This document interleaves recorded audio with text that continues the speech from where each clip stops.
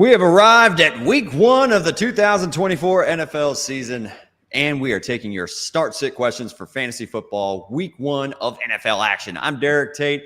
You can find me over at X at Derek Tate NFL. That is the one and only Kyle Soppe. You can find him over at Kyle Soppe PFN. As we are now we moved our location for the live stream that we're taking your start-sit questions every single Sunday from 11:30 all the way up until 12:30. If we have enough bandwidth or enough questions to keep us busy that long. Soppe, are you juiced up for week one of NFL season before we kind of jump into these start-sit questions? Man, I'm juiced up. Yeah, this is week one. This is crazy. I get that we had Thursday and Friday. That was fun. That was one game. This is time for the chaos. Everything to hit the wall here. We got Tyreek Hill getting arrested. We got Russell Wilson inactive. We got a lot of things going on for the season just getting underway. This is... I got to place bets still. Like, I'm going to be doing that while we're live on the stream. There's a few things going on, a few moving pieces, and I wouldn't want it any other way. So normally last year we had a little light competition here at ProFootballNetwork.com. It would be me taking the start-sit questions for about 30 minutes, you taking them for about 30 minutes. It was a nice little running gag throughout the 2023 NFL season, but we're joining forces here to answer your start-sit questions entering week one of the 2024 NFL season. Go ahead and drop them in the comments. If you have not yet done so, subscribe, hit the like button, hit the notification so you get the bell every single time we drop a new bit of video content here on the Pro Football Network YouTube channel. But before we jump into your start-sit questions, which we will get to all of them, and we're going to be taking them throughout over the next hour, let's go ahead and run down some of the inactives that have officially come through. And we're still going to be getting some information, so please work with us here a little bit. But one of the big things, Soppe, is the Cincinnati Bengals.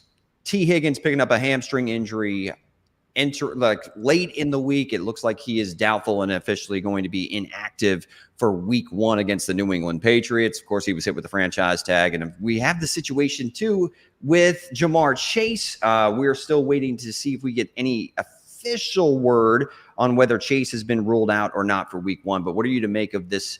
Maybe Joe Burrow in particular, what this does to his kind of fantasy impact in week number one.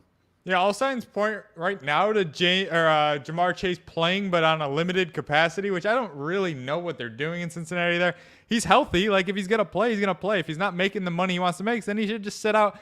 So that's a weird situation for me. He's still a starter because he's Jamar Chase, and with no T. Higgins there, you would think he gets the valuable looks. But say what you will about the Patriots, they're not very good. I've got them projected for under 4.5 wins this season.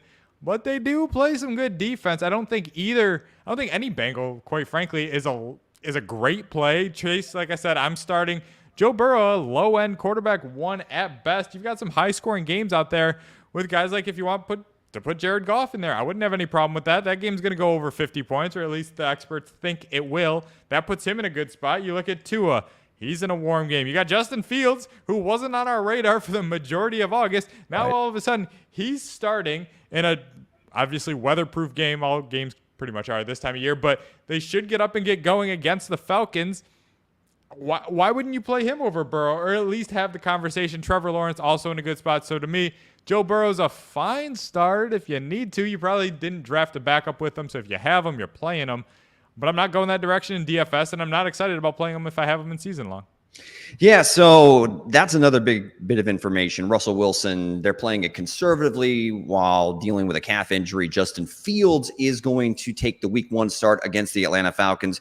Jamar Chase, obviously in a contract squabble, but also picked up an illness, appeared on the injury report. So he is active, but I'm kind of interested in Soppe. Maybe I bumped him outside of my top 10 for this week, in the weekly rankings, just because I'm a little bit uncertain about how that whole situation is going to play out. But at least for fantasy managers that took him in round one, it does look like he is an option for you at that point. So we'll go ahead as soon as we start getting some other information as far as inactives and which players.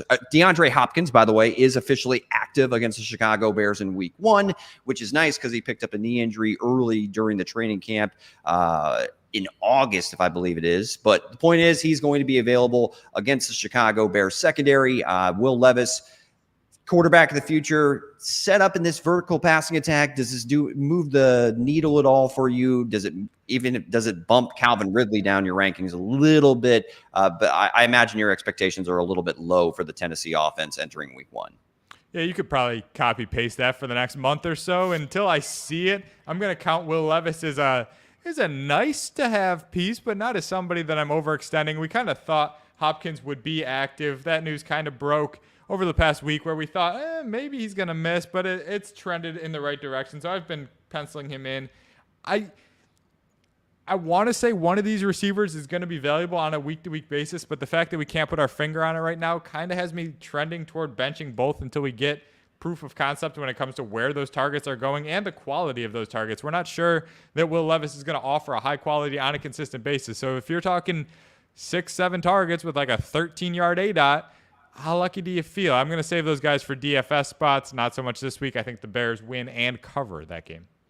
Two other small notes that we did get a little bit of clarification on. Josh Downs, wide receiver of the Indianapolis Colts. He is officially ruled out. To me, this makes Adonai Mitchell a potential top 45 play with a little bit of upside in a game that Vegas has as one of the top 3 highest over-unders entering week number 1. So expecting an expanded role for Adonai Mitchell. And Alex Pierce is probably going to be on the football field a little bit more than most fantasy managers hope, but he is a potential really deep play and maybe DFS.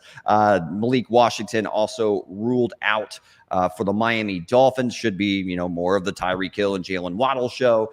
And then there in Los Angeles, Soppe, no DJ Chark for the Chargers, so it does look like Joshua Palmer and Ladd McConkey are probably positioned to be the 1 and 2 options. Maybe we'll see a little bit of rookie Brendan Rice, but this Los Angeles Chargers passing game, are you kind of taking more of a wait-and-see approach entering week 1?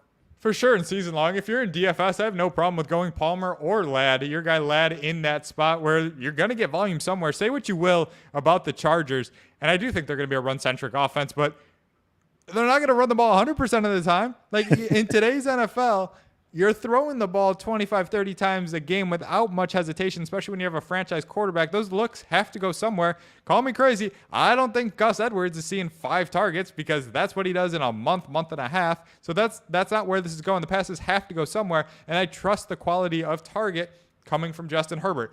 Thoughts and prayers to Theo Ash and his sleeper so far. DJ Chark not off to a great start here being inactive, but we'll cross that bridge when we get to it. Target condensation is key. It's key across the board, and you kind of glazed over it with the Dolphins, another concentrated offense. My man Tyreek Hill got arrested this morning. I know we saw, and everybody's got the memes with Scotty Scheffler and all that good stuff, and he played just fine the week he got arrested. Are you doing anything with that? I'm unless he's ruled inactive, I'm going to go ahead and start Tyreek Hill. So, I mean, to me, yes, is that a little bit crazy, a weird development? Of course, it's a little noteworthy, but until any sort of league discipline happens, and if he's available to be on the football field, then Tyreek Hill is a top 5 play for me, in particular against this Jacksonville secondary that was a bit leaky over the back half of the season last year against opposing passing attacks. Yeah, no, I agree. I've got Jalen Waddle in my DFS stack, so I'm going that direction, but there's nothing you do with Hill. So now this is the time where we kind of jump into your start-sit questions for week 1 of the NFL season. If you have not yet done so, go ahead, subscribe, hit the like button. We really appreciate all the love and support. But without a further ado, Soppe, it's time, baby. We got week 1 start-sit questions. Let's go. Kyle Crescenzo. I started off with a tough one, but it's okay. Kyle. His name's Kyle. His name's Kyle. He's fine. Kyle and a 10-teamer PPR start 3 between Chase, London, Nico Collins, ETN, Walker, or Neighbors. So I'll let the other established Kyle on this live stream take this one first. I mean, your team is loaded. I don't see a bad option in here. You might even get Derek to not say Neighbors. That's a feat in and of itself here. I think you're playing Chase. We went over that. He's still a top 15 guy. The upside's there. You guys know I love Nico Collins. But I'm going to go with the safety of the running backs here. ETN and Walker, I think, offer just as much upside as anybody. So I'm going to go Chase, ETN, and Walker with Nico right on the fringe. So if you're hesitant to go running backs, I don't blame you. Kenneth Walker's kind of a hit and miss sort of option. I think he's a big hit this week. So I will go that route with Nico over ETN if you want to skew toward the receiver. How about you? I'm steering clear of Jamar Chase when I have other options like this. So I'm going to go with ETN because I think that's going to be an up and down track meet between Jacksonville and Miami. I am going to go Nico Collins. Look, Nico Collins just rips up the Indianapolis Colts. He rips up everybody, man. He rips up everybody. Hold on. No, I'm kidding. Against the Colts, I'm taking it in particular in week 1. And as much as I'm intrigued by Malik Neighbors against this Minnesota Vikings defense, I'm going to go with Drake London. I'm really excited to see how his role expands in this new offensive scheme with competent quarterback play under center there in Atlanta. Good luck today, Kyle. Fabian Pock, howdy, Tater. Howdy, my friend. Thank you for joining us this morning. Joseph Navarro, Tater and Soppe back. Let's go. Yeah, we're joining forces this year. It's kind of weird, Soppe. I got used to campaigning against you. That's okay. And we work together we need the 3 days a week on the today. podcast anyway. Joseph also says we need the Tater special today. I'm going way off the board with it. I'm going Baker Mayfield and Jalen McMillan. I think Jalen McMillan, the rookie against this Washington secondary, which allowed the third most yards after catch in the league last year. I think he can tear up whenever Dan Quinn decides to go to cover 3, which is kind of his default when he's not going man coverage. I ran cover 1, I think, at the 3rd highest rate last year when he was the DC of the Dallas Cowboys. That's my Tater special today. Baker Mayfield and Jalen McMillan. How's that for a stack, Soppe? Put it down. Why not? You got nothing to lose right now. We are all undefeated at this point in the season, which is a great feeling.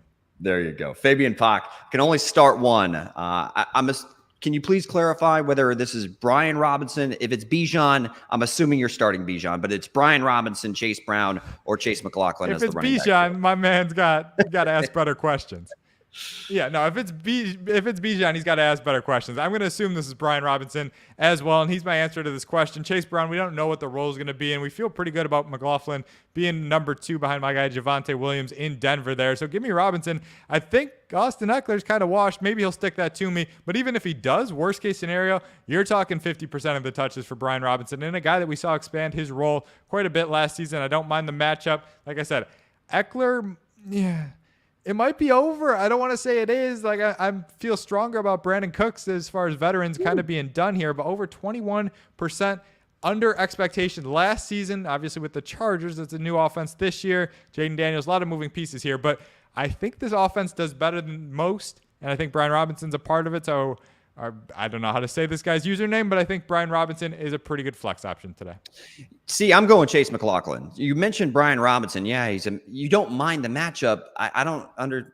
Personally, I think the matchup is a little bit concerning because the Tampa Bay Buccaneers defense, they were one of the stingiest units against opposing running backs last year, and they were, again, top 5 against opposing rushing attacks in 2023. Now, granted, things could open up a little bit with a dynamic dual threat runner under center and Jaden Daniels. The Bucs don't have any NFL tape on Daniels yet, so maybe they have a little bit of success there.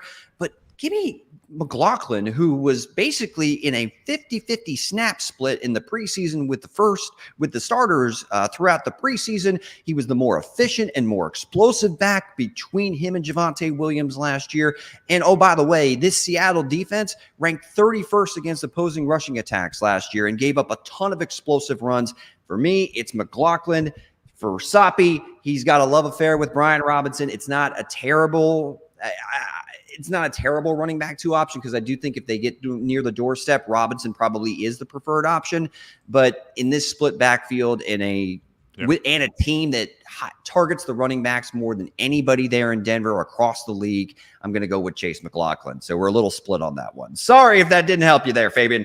Joseph going need to start 2.5 point PPR. Jerome Ford, Zach Moss, or Brian Robinson. I'm going to go Moss and Robinson. I gave you the soliloquy on Robinson before, so we're just going to keep moving past that. Zach Moss, I don't know what to exactly think of this backfield, but I think I know that Zach Moss is going to get the valuable carries, right? I mean, if he's the pounding back and we think that he can punch in a score, I think that's enough. Jerome Ford, for my money, isn't great. Just in this matchup. He didn't really show great last season. He had some explosive plays here, but I'm not overly sold. I'm not sure they get on the board a whole lot in this game. So I'm going to go Moss and Robinson. Judging by your reaction, you don't love that answer. Well, I mean, I think the matchup is worse for Brian Robinson than it is for Jerome Ford, and he's got Austin Eckler to compete with. Who's Jerome Ford competing with? Yeah, no, I'll give you that. I think Ford gets the touches, but the question wasn't who gets more touches. Well, that's a fair point. So I'm going Moss and Ford, and the reason why I think Moss is going to be a focal point of this Cincinnati offense in week number 1. Maybe they run the ball a little bit more without T. Higgins and without. I mean, also in a game that's probably. The Bengals aren't going to have to put up a ton of points to kind of dust the Patriots in this contest. No. I could see Zach Moss having himself a busy day, but when it comes to Jerome Ford, the one thing that we saw with the Dallas Cowboys is they can be susceptible to opposing rushing attacks, and they're not as effective offensively when they're on the road. Guess who's really good defensively when they're at home? The Cleveland Browns. So could I see with Ford not having much as far as competition in touches? I mean, they signed Donta Foreman, had a scary injury. They actually released him at the 53-man deadline roster to keep Tyler Huntley on the roster, and then they, picked Foreman back up. So I just don't see Foreman maybe having a very large role in this one. Ford's an explosive ball carrier, should be the leading ball carrier out of this backfield against the Dallas defense that has been susceptible against opposing rushing attacks too. We saw it against the Packers in the NFC wildcard round. We saw it against the Buffalo Bills when they went on the road to take on Buffalo, and Buffalo just ran the ball down Dallas's throat. They are susceptible, and Cleveland still has a pretty good offensive line. That's why I'm going to go with Ford and Moss there. But I understand you're sticking with your guy, Brian Robinson, to the very end, Soppe. I respect it. Good luck today, Joseph. Well, if not one thing, you are loyal. Fabian, flex one more between McLaughlin or Jerome Ford. Both are PPR. Here I will go Ford, even though I like McLaughlin in this matchup against Seattle. This is McLaurin. Oh, McLaurin. I can't read. Thank you, Soppe. Sometimes I can't even read the teleprompter. Actually, I'm going to go with McLaurin here because the Tampa Bay Buccaneers secondary, while they showed some signs of life over the back half of the season, I expect McLaurin to be a target funnel in this contest. No team gave up more yards after catch last year than the Tampa Bay Buccaneers, and they were a bottom 5 unit as far as fantasy points allowed to opposing wide receivers last year. Yeah, I think there's a world in which McLaurin's going to lead the league in targets 1, 2, maybe 3 different weeks throughout the season. He's going to get funneled. Maybe it'll take time with Jaden Daniels under center, but listen, I want to buy low on this Washington offense. If Jaden Daniels is everything that we think he's going to be, this offense is going to be a lot more explosive than people think. And if he's getting 30% of the targets, I'll take that to the bank. Like I said, I'm not crazy about Ford. McLaurin, I think there's enough volume there, especially in a PPR setting, where if he can get those underneath passes where they're trying to get Daniels some confidence, I'm looking for 6-7 catches from McLaurin. That should be more than enough to get him home in this spot. Good luck today, Fabian. Michael Kiss, the one and only. We got T. Higgins out. Chase is up. Do I place Chase over Drake London? I'm going to lean London here. Soppe, what are you thinking? Man, I feel like we're helping nobody. I'm going to go Chase, but I don't feel great about it. I understand the skepticism here. I guess I'll bend the knee here and give you, because, I mean, we work with Michael Kiss. We got to give him an answer. Our answer officially will be Drake London. In my rankings, it's Chase. Full disclosure, but I'm not feeling strong about it. Chase is, to me, the upside in having a quarterback that he knows is how I'm breaking this tie. Yes, there's snap count speculation, all that good stuff, and the defense he's going against is great, but he's got a good quarterback, a better quarterback, I would argue, than Drake London does, and he's got a quarterback that he's played with before, so I'm hinging on that, but these guys are back-to-back in my rankings. So, Soppe, it's nice to be able to agree on something, but you had to give ground there. So I mean, maybe I'm the one that's being stubborn, but good luck today, Michael. Joseph has a question, and Soppe, I'm going to throw this one to you and just let you have the floor because I already gave the Tater special. Do you have any guys you have for best plays for daily fantasy in week 1? Yeah, man. I mean, check out the DFS podcast. We're going to do it every week. We tape it on Thursdays. It goes up somewhere in the Thursday afternoon. At the very least, check back Friday, and it'll be there for you. Obviously, there's moving pieces here. I think Justin Fields all of a sudden might be chalky, or he might be a great play if people aren't pivoting off their early week lineup. So there's that. As far as what I had in the podcast, I'm sticking to it. I'm going with the Tua, Jalen Waddle, Brian Thomas stack with a bring back. I like how that lines up. Javonte Williams, I think, is the best value on the board, barring injuries and stuff. Yoshi out there in Cincinnati without Higgins, with the injuries to Chase, yada, yada, yada. There's good plays down the board. As far as the middle level, I think Javonte Williams against the Seattle defense that gives up a lot of big runs. Javonte Williams, I've said it before, I'll say it again, a year after the injury, we saw him shine as a rookie. I've got that game going over the total. I like both running backs going up and down the field. Sean Payton is a god when it comes to being ways to get his running backs in space. I think he does that. Javonte Williams, I think he reminds you of what we saw as a rookie this year and goes top 20 running back overall. And at price, I think he could be a top 6-7 producer at the position.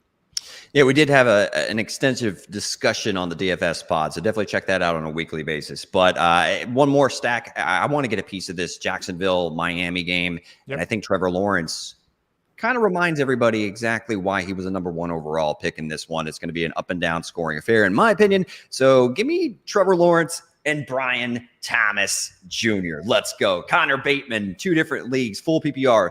DK or Godwin, then McLaurin or DK, saying that he loves DK, but the matchup against Patrick Surtain worries him a bit.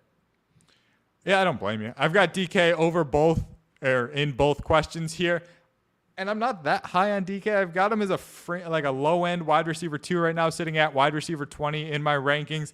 I think the Bucs offense, I know you're high on them. I think they take a step back this year. That could hurt Godwin in a big way. We saw him not overly involved for like the first 2.5 months of last season. He came on strong, so maybe if you want to hold your hat on something there, but I'm not sure the touchdown equity is that high, even in a great matchup. So give me DK Metcalf in both these calls. I think Tyler Lockett's fallen off an age cliff. JSN's there, but I don't think there's much discussion here that DK's the alpha. If Ryan Grubb and company are going to open up this offense, that means a lot of valuable options for DK down the field. I think he's got the most upside and highest, maybe not the highest floor. The upside is enough to sell me here. Yeah, I'm going McLaurin over DK just because of the matchup. Stay away from Surtain if you can. I am very intrigued, Soppe, by Chris Godwin against this Washington secondary, but I will lean DK. I do think he is going to be he's the one that has the most secure role, I think, in that Seattle passing game, whereas Lockett and JSN with somewhat overlapping skill sets could be kind of fighting for a lot of those slot snaps, which, do they utilize JS? I have questions about how they're going to utilize those 2 players. I don't have any questions as far as how they're going to deploy DK Metcalf in 2024. Good luck today, Connor. Paul, welcome back, guys. Hey, thanks for joining us here in week 1. A half-point PPR start, Keenan Allen, Chuba, Jordan Addison, or Jameson Williams. This is the first time I've heard a Jordan Addison question in a while. Soppe, how do you see this one? Yeah, it's going to take a lot of hurdles for me to pretty much ever give Jordan Addison as an answer. I'm not going to do it here either. Chuba Hubbard is interesting in the volume. He's probably the safest play. So if you're something like a 10-point favorite, Hubbard I think is fine, but I'm not going that route. Jameson Williams is more of a DFS play for now. I think he could work himself into a bigger role. We saw the route count and all that good stuff explode down the stretch last season. The playmaking ability is certainly there, and Goff is great. He's my pick for MVP. So I think Jameson Williams is going to have a great season. But to open the year, I want some stability and I want proven talent. So I'm going to go with fat Keenan Allen. I think that narrative might be a little overblown. And if he's at all anything what we saw last year, he's going to rack up the volume. I have trust in Caleb Williams. I have the Bears covering this game. I have the Bears going over their team total. If I'm right on any of that, Keenan Allen's playing a role. Let's say 5 to 7 catches, let's say 70 yards, and I think that gets you home. And he's got a chance to score if the Bears are in position to score as often as I think they will be. Yeah, I'm not super excited about most of these options, Paul, which is why you're coming to us. Thank you. Subscribe. Do it again. Appreciate it.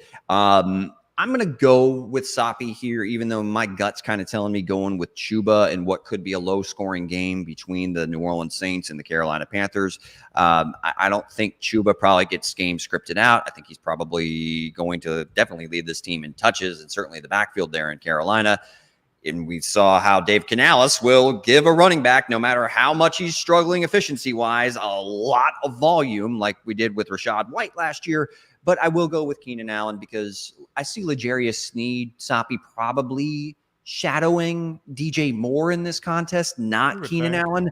So if that's the case, then I could see the ancillary options of either Allen or Romo Dunze potentially having a nicer day than expected, with L'Jarius Sneed probably drawing that DJ Moore assignment. So good luck today, Paul.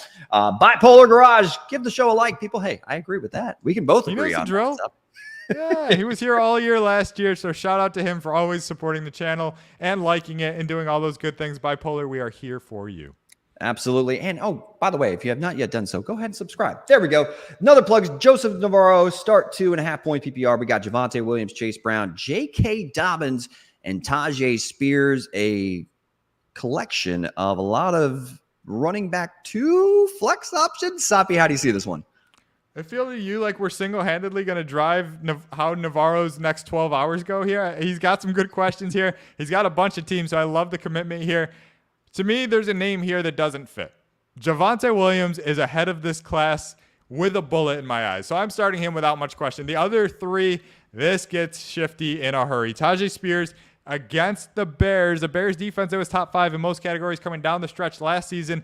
I do think that sticks a little bit, and they, with Caleb Williams and company, can hold the ball. We're not sure what that Tony Pollard dynamic is going to be. So give me J.K. Dobbins. In theory, he's never going to be healthier than he is now. Whether that makes it through 4 quarters, 4 weeks, 4 months, we'll see. But for right now, J.K. Dobbins in a timeshare with Gus Edwards. I think the Chargers win and cover that game. So I'm going to say they have the ball the majority of the time. The Raiders don't scare me on the defensive end.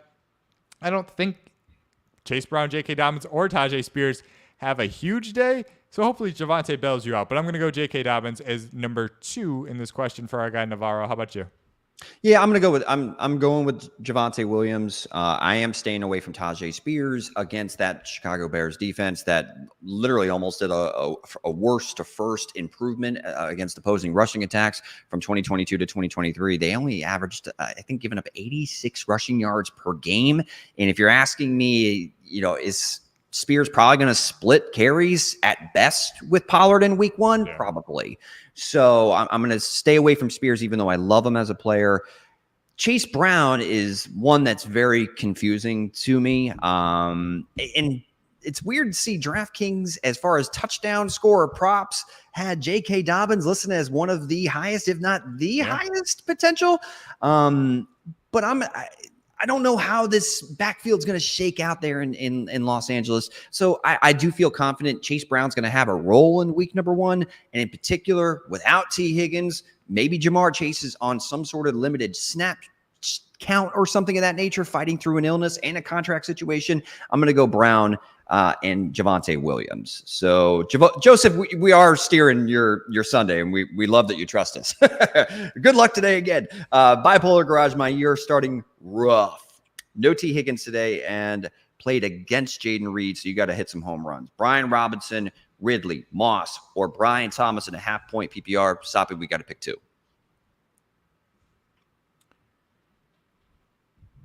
Yeah, I think the Brian Squared was on my bold takes list for our podcast, and I'm going to stick with it here. I think you did a good job with getting these 4 guys for 2 spots in time. I don't doubt that Kevin Ridley could be more valuable than realistically anybody on this list. The same goes for Zach Moss, but Moss in a committee in a tough spot. Not ideal. Ridley in a wide receiver 1 committee in a tough spot. Not ideal. Not that Brian Thomas is in a great spot, but I'm going to go that direction because that's what I seem to do in this question. But I think he's the one that's going to get scoring chances in an offense that I think can overachieve. Their implied total's under 20 points right now. I bet him to go over that. If that's going to be the case, Brian Robinson getting some love inside the red zone. And you mentioned it earlier with the Jags and Dolphins. Give me any piece of the puzzle that I can get. Brian Thomas in all my DFS lineups, not all, but in a good portion of my DFS lineups right now. I think he has a good debut.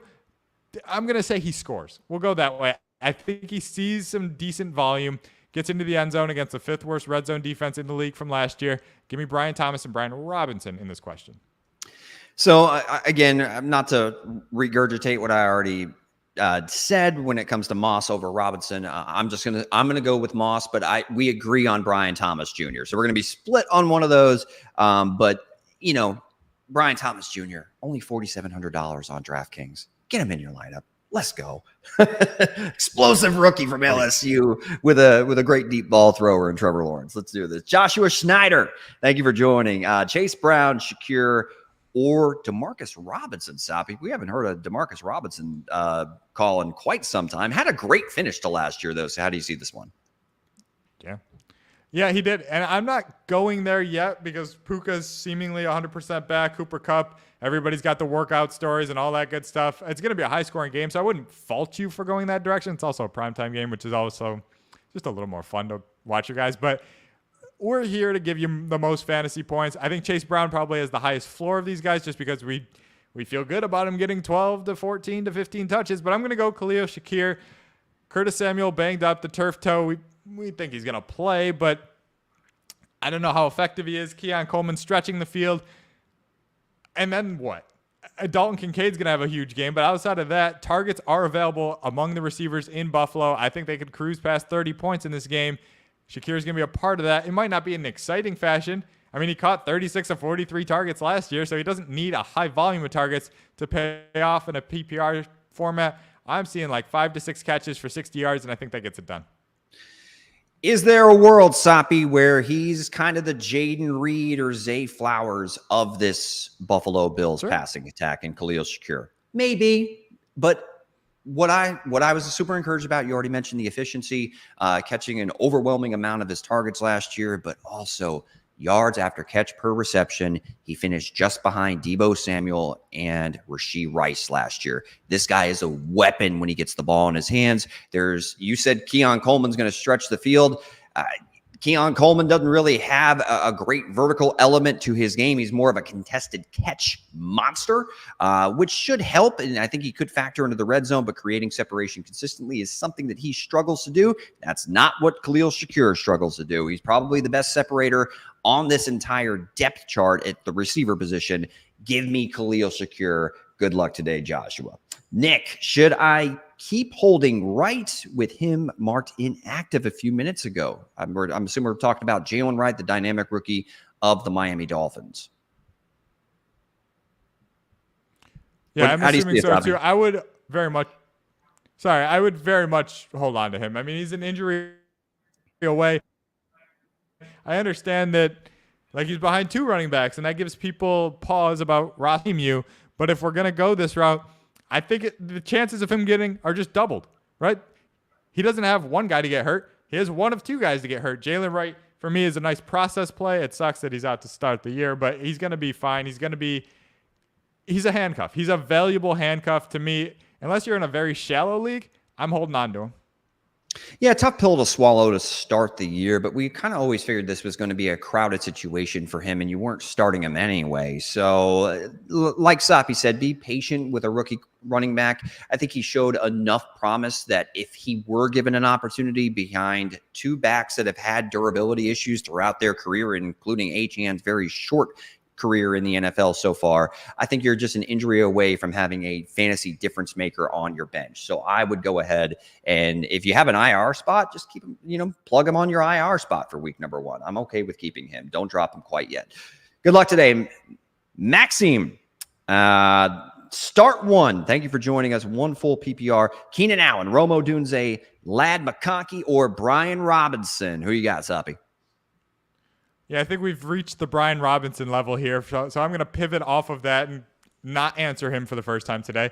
Keenan Allen is my option here. He and Rome Odunze, it's got to be one of them for me. Ladd McConkey is interesting, but I don't think they're going to pass the ball nearly as much as the Bears will. So it's a matter of who do you think the wide receiver 2 is in Chicago. It might, with time, be Rome. By the end of September, it might be Rome. I think to open the year, it's Keenan Allen.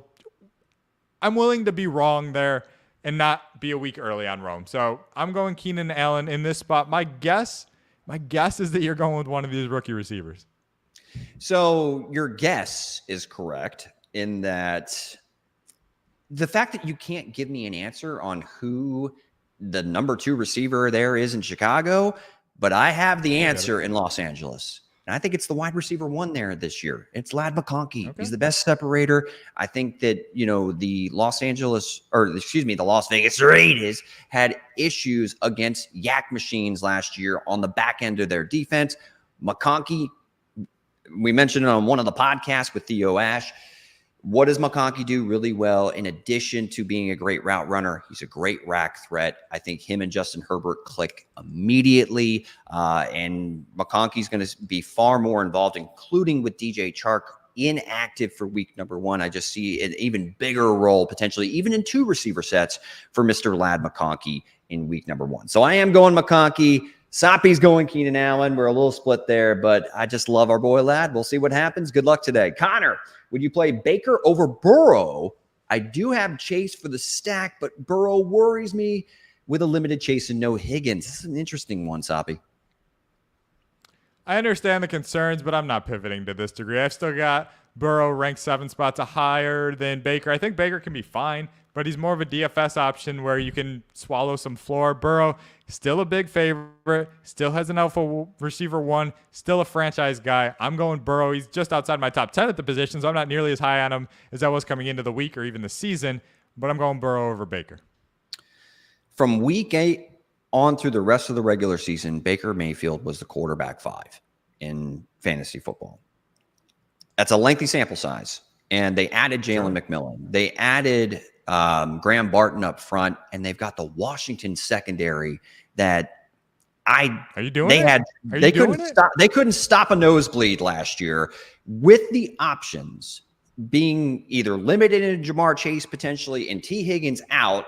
Yeah, sure. We like Yoshi Voss and maybe Jermaine Burton as DFS plays, but give me the matchup for Baker Mayfield against this Washington secondary.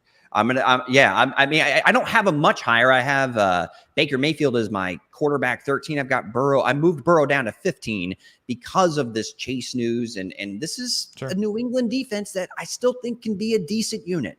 So in that situation, I can't believe I'm saying it. I am going Baker Mayfield over Joe Burrow in week 1. Good luck today. KMN Killer. Tua or Lawrence? Who should I draft? Or maybe, in a DFS lineup, who do you got in week 1, Soppe, between these two that are facing off head-to-head to start the season? Yeah, it's a who should I draft part that has me wondering here. If it is DFS, Lawrence at price, it's a close conversation, I guess, either way. I'm going Tua. I stacked him in our DFS podcast. I have him ranked a few spots higher, both inside my top 15. I think we see 50-plus points scored in this game, and if that's going to happen, both these quarterbacks are going to pay off just fine, throw multiple touchdowns, and do all the things like that. Trevor Lawrence with the rushing upside is nice, but Tua in warm weather, man, I can't bet against it. For his career, when kickoff temperatures are over 80 degrees, you're talking over 22 fantasy points per game. When it's under 80, under 15 fantasy points per game. This game is going to be played well north of 80. It might be north in 80 by the time we go to bed in Miami today. Weather's not a concern. Jacksonville's not a concern. As long as Tyreek Hill is playing, even if Tyreek Hill was playing and his handcuffs were together, or his hands were cuffed together, I still might go that direction. Give me Tua in this game. How do you see the game flow playing out? Do you see Miami winning this one outright? Yeah, either way, up and down, right?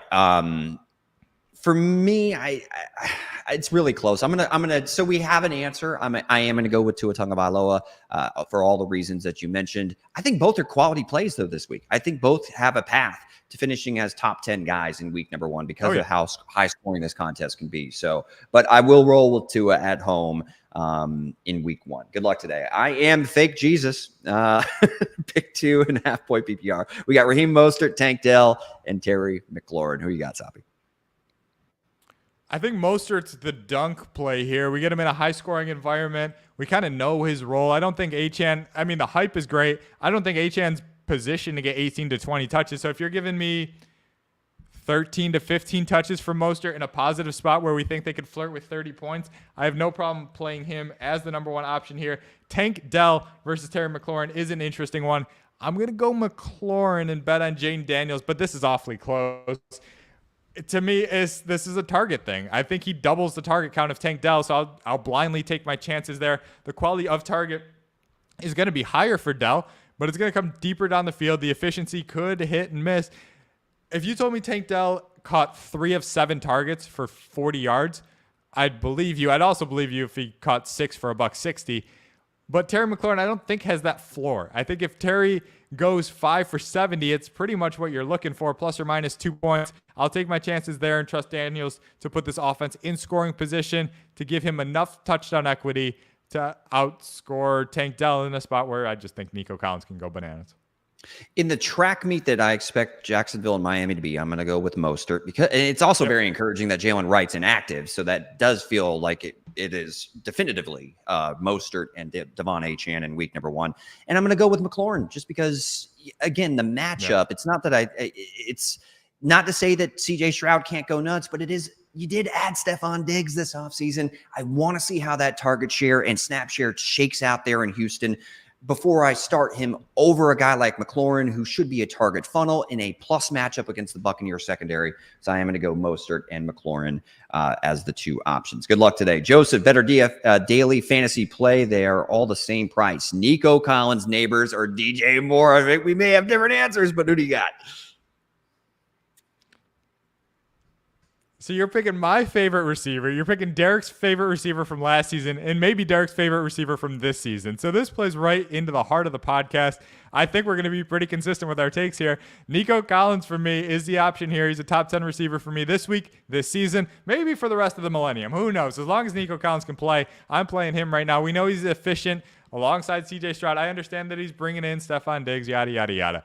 We don't know the quality of throw that Neighbor's going to get, and I imagine Derek's going to say, oh yeah, but he could get 35% of the targets. I'll take 25% of the targets from CJ Stroud over 35 from Daniel Jones. DJ Moore, you mentioned the shadow potential, the target competition potential, the rookie quarterback potential. There's a lot of ifs there in a question like this. I got nothing against Moore or Neighbors for that matter this week, but they aren't Nico Collins. It's Collins for me with a bullet. I know you got Collins, and I'm high on Collins this week. So Neighbors, to me, has the higher ceiling. And I know that probably sounds crazy because Nico Collins was great last year, and particularly against the secondary. If you're looking for a floor play, I'm going Nico Collins in week number 1. But if you're trailing and you need to hit a home run, I'm telling you, Malik Neighbors against this blitz-happy Brian Flores defense there in Minnesota, who blitzed on 51% of the defensive snaps last year and ran cover 0 at one of the highest clips in the NFL. If you're going on an island against Malik Neighbors regularly, which they averaged on 7 snaps per game last year, you are asking for trouble. Neighbors, I think, is going to pop one big one. But Daniel Jones, is he going to be able to pay off multiple of those big shots in week number 1?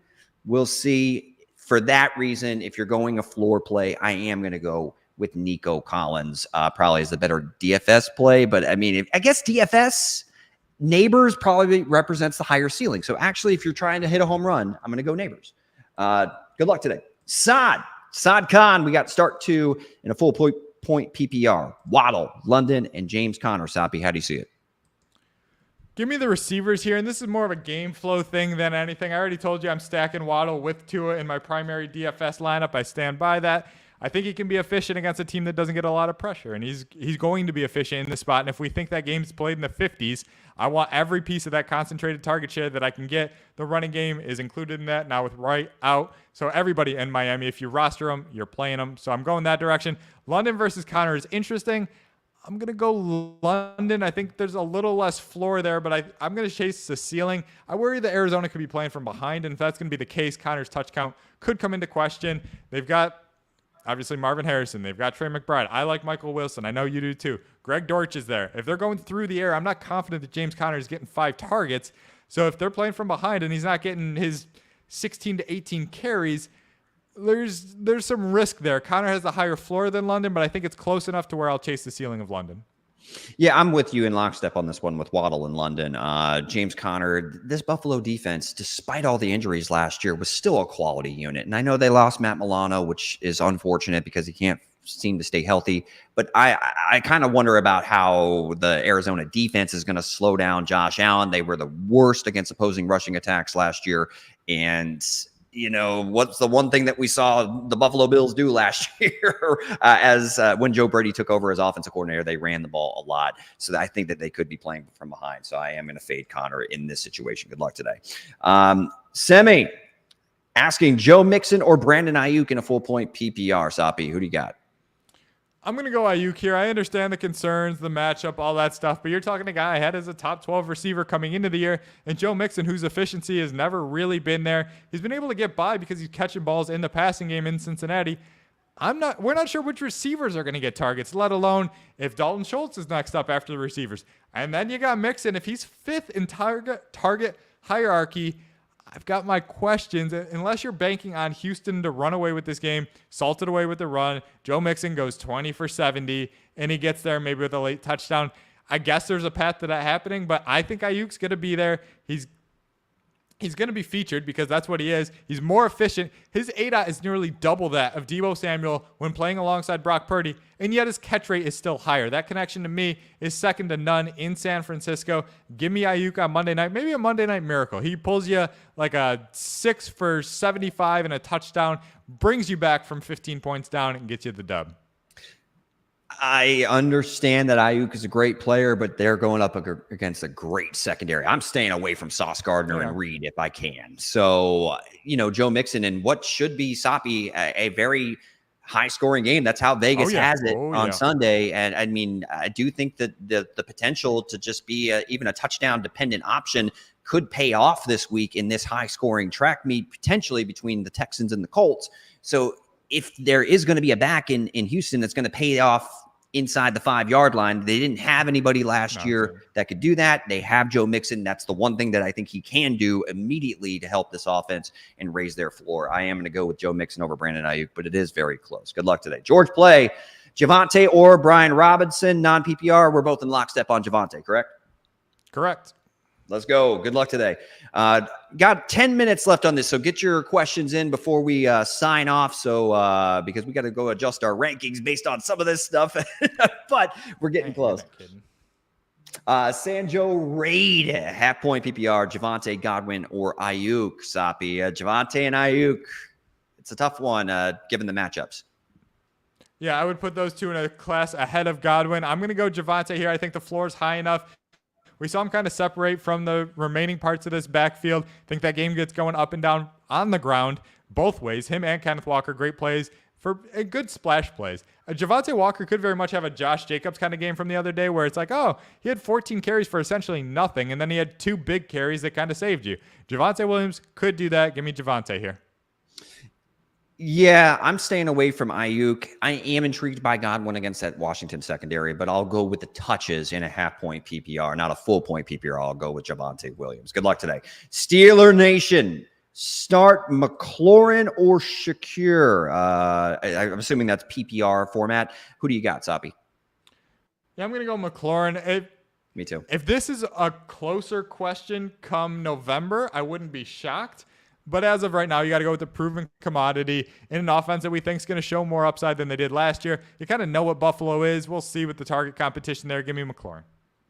Yeah, I'm going to go with you as well. McLaurin, just a little bit more secure target share, and I like the matchup against the Buccaneers secondary for a couple big plays down the football field. I'm going to start rattling these off real quick, Soppe, rapid fire to finish up.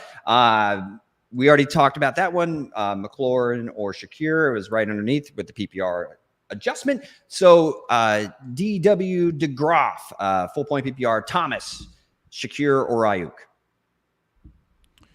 Love Thomas, but going Ayuk here. I'll still take my chances. If you're like Derek and you want to pivot off of Ayuk, it would be for Thomas. Yeah, full point PPR. I probably am going to go with Brian Thomas. I'm staying away from that Jets secondary. I love Ayuk. He's a great player, but I'm staying away from that Jets secondary when healthy. Good luck today. Paul, another one. Stick with Dak or pick up Baker in a better matchup? I want to know your answer here. I'm going to go Dak because of the pass rate over expectation and that Cleveland's the worst red zone defense. You don't get there a ton against them, but when you do, you cash. Give me Dak. Yeah, no, I'm going Baker Mayfield in week number 1. Again, that Cleveland secondary at home, Soppe, they are stingy. So I'm going to go in the better matchup at home with Baker Mayfield against that Washington secondary. Good luck today. Nick, Singletary or Brian Robinson in PPR? Brian Robinson can be my answer. It's 17 games a year in this question.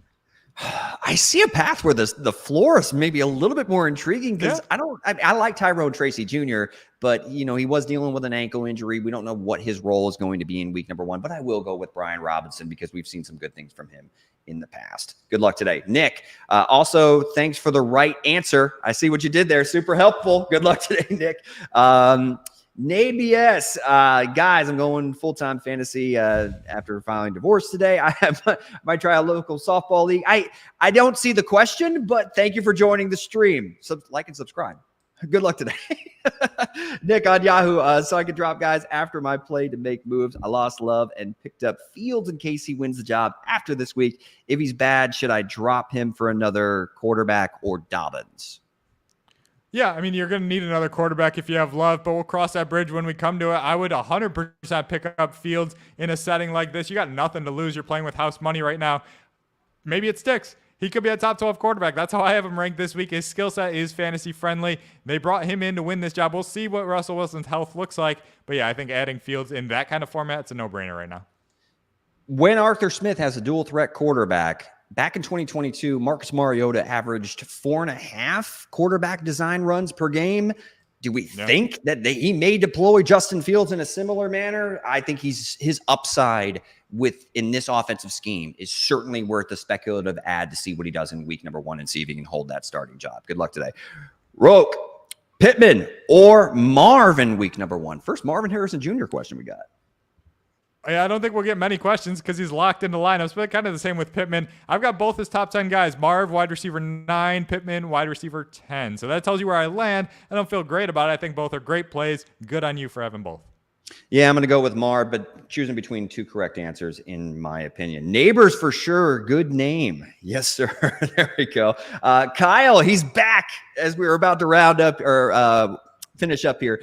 PPR start 2 between Collins, London, ETN, and Kenneth Walker, your guy. I think it would be Walker over ETN if you're going for upside. If you want floor, I think ETN offers a little bit more of that. So I'm going to go ETN and Nico Collins in the spot. I am going to go ETN regardless. Again, that high scoring matchup, I want to who's going to get ETN off the football field? Tank Bigsby, lose me with that. Between Nico Collins and London, I'm going to go London. That's how I have it ranked. Although I really like Collins. I mean, a lot of good options here, Kyle. But I'm going to go ETN in London. Good luck today. Nick, who is a better last-minute ad, Ray Davis or Khalil Herbert? By the way, Roshan Johnson dealing with a toe injury right now. Yeah, for me, this is Ray Davis because I think there's a world in which he carves out a goal line role, and I get that people don't want to hear that with Josh Allen in town, but maybe Joe Brady wants to keep his quarterback on the field. I get that he ran him hard after he took over last season, but maybe that was just to take over a 5-5 team and get him to the playoffs. I think they're going to be a little bit more conservative with Josh Allen. That puts Ray Davis in a spot to see the field. Herbert, I think, is a good handcuff, but I don't see him holding any kind of weekly value until injury happens, if injury happens. So I want Ray Davis on my team now. That could flip with injury, obviously. Give me Ray Davis because Roshan Johnson is the best pass protector of this, collection of Bears running backs. DeAndre Swift is probably the best overall option that they have. Khalil Herbert's a nice ball carrier, but struggles in pass protection and has, unreliable hands. I have no idea what to make of that Bears backfield unless one of these options gets removed via injury on a permanent basis for the 2024 season. It's going to be a hot mess. Give me Ray Davis because last year, Latavius Murray had 7 more goal line carries inside the 5-yard line than James Cook. There is a role where Ray Davis could potentially be a complementary option in this backfield, but one that has some fantasy relevance in a high-scoring offense if he does secure that short yardage role in Buffalo. Good luck today. And then Joseph Navarro, can we get some bold predictions for week 1? A good old tater special and a side of Soppe Joe's. That's pretty creative there. Soppe, I'll let you go first. Any bold predictions for week number 1? I mean, he nails how you say my last name. I always tell people it's sloppy without the L. So he's got this. He's looking out for the podcast. Do appreciate that. I'll go to the wall here. Say Brian Thomas is the top scoring rookie receiver this week. You put a gun to my head. Maybe I'll say for the season if we're getting real funky. He's asking for 1 week. So I've got 4 quarters here. BTJ, pay it off. Be the top rookie receiver in week 1. I'm going to go with all the noise with Kyron Williams and everybody talking all kinds of junk about him returning, being the starting punt returner, and Blake Corum's a big threat to knock him down the board. I think he finishes week number 1 as the running back 1 overall in a high-scoring matchup between the Rams and the Detroit Lions indoors to start the season. So I'm going to go Kyren Williams as the running back 1 overall. And I guess that's not that bold. Because no, it is. It is because Saquon Barkley's got 3 touchdowns to beat. That's true. That's very true. And then as far as down the board receiver options, I actually think that week 1, Jalen McMillan's the highest scoring Buccaneers fantasy wide receiver. I really like his skill set in this matchup. He's going to be on the field a lot in new offensive coordinator Liam Cohen's offensive scheme there in Tampa Bay. That'll do it, everybody. Thank you for joining this live stream. If you have not yet done so, subscribe, hit the like button. Make sure that you click the bell so you get notified every single time that we do one of our live streams or drop one of our PFN fantasy podcasts on the Pro Football Network YouTube channel. Go ahead and also give us a like, a follow over on X, formerly known as Twitter. You can find him at Kyle Soppe PFN, myself at Derek Tate NFL. For Kyle Soppe and Derek Tate, good luck in week number 1 to start your fantasy football season. And until next time, everybody, later, says the Tater.